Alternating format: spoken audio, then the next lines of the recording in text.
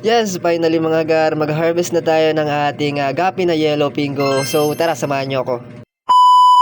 Bago nga tayo dumako dun mga gar, magpapaalam na tayo sa ating alagang Oscar kasi meron na sa kanilang bibili. At nabalot ko na nga dito mga gar. So paano ba yan mga alagang Oscar na magpakabait kayo dun? Tinatanggal ko na nga dito mga gar yung mga poops ng ating mga Oscar para kinabukasan ay ready na para malagyan na natin ng panibagong isda.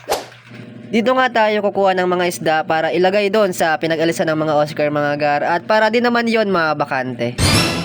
By the way, yellow pingo pala to at 1.5 month old na pala sila mga gar at pwede na sila i-out. Let's go!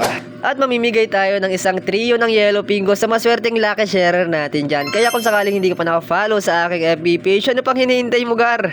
Paano kanyan mananalo sa mga papri raffle ko? Ay!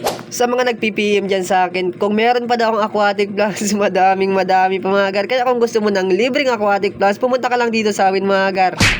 At kukuha tayo dito ng apple snail para ilagay doon sa aquarium natin mga gar. Kasi ang apple snail ay isa sa nagpapanatili ng kalinisan sa ating aquarium dahil sila ang kumakain ng mga algae at mga tirang pagkain ng ating alagang isda. At sila din ang dahilan ng good water quality ng ating aquarium.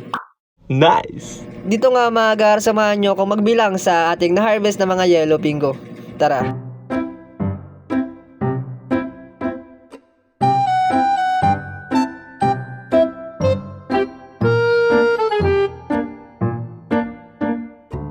So meron tayong na-harvest na 31 pieces ng yellow pingo mga gar, not bad.